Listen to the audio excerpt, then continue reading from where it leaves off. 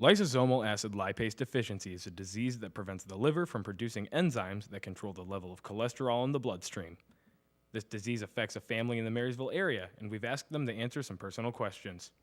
Our story starts back in 2007 when Brendan, my third oldest child, needed eye surgery and had blood work done.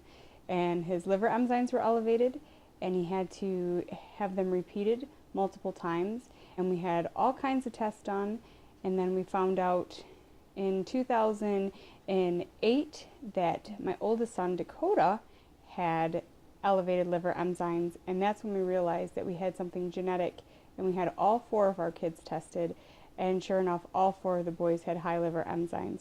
So we ended up having to have multiple tests until we found out and got a diagnosis in May of 2015 of cholesterol ester storage disease, which is a subcategory of LALD.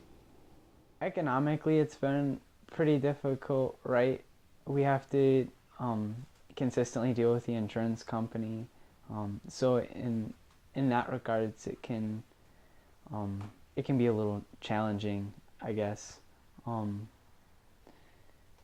like as a family, it's brought us together. So it's kind of unified us. So I don't know. There's ups and downs, right? I mean, it's kind of annoying every other Friday having to go to get medicine, but it's cool that we're all together. What's unique about LALD is that it's extremely rare. You don't see diseases like that just, in people. It's not something that you just find. Usually you see something that's a little bit more common, like diabetes. So it's interesting that you find something just this rare, especially just you don't expect it. So it's interesting. LALD is a rare disease that has about 140 cases known in the whole world, and the Trendy brothers all share it. That's a 1 in 256 chance. There is no cure for LALD. There is a treatment with the IV infusions, but it's something that will never go away. They will have to have treatments for the rest of their life. I work against LALD by just regularly getting my medicine because, without it, it's ruining my liver. So I kind of need the medicine in order to live. And on top of that, I regularly work with the doctors in order to, advance the studies for everyone who has LALD.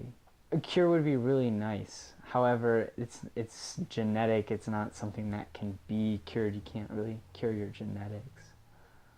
There's currently no cure for LALD. LALD is in the genes of human DNA, but thanks to medical science enzyme replacement therapy, we can give LALD patients the enzymes their body can't produce. What keeps me going is that this is my family, these are my boys, and I want to make sure that my kids have as normal life as they possibly can. I need to make sure that my boys are taken care of and that they have a future. LALD doesn't have physical effects on the body except for an enlarged liver and an increased cholesterol. Doctors are currently developing a method to recognize LALD without liver biopsies or blood tests.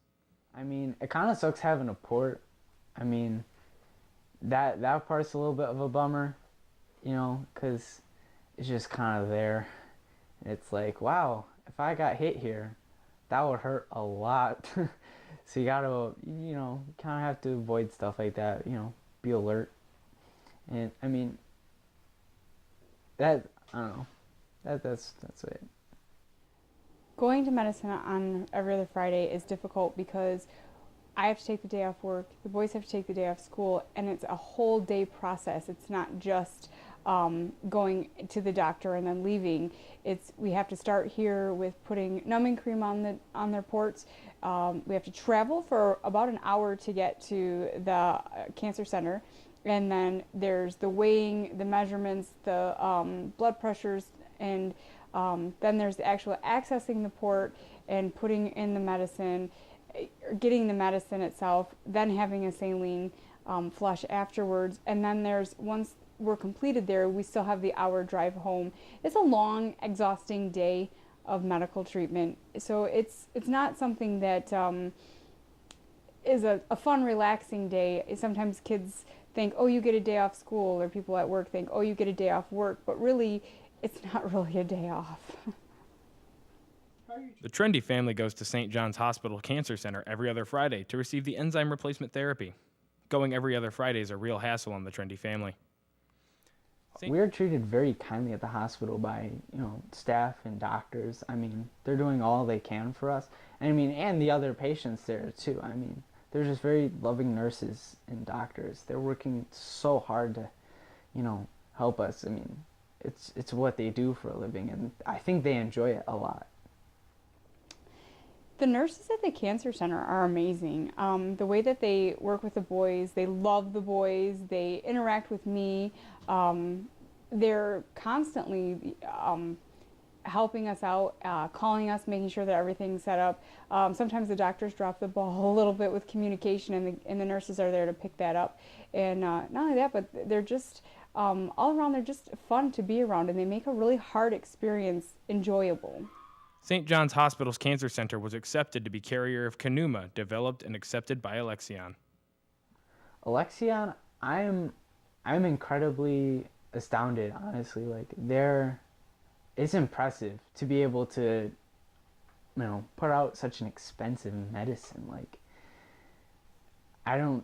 it wouldn't be something easy to take up, because if you have to put up such, an expensive medicine, and regular everyday people, you can't afford this expensive medicines. For them, it's a really hard like a business maneuver. What do you expect from someone to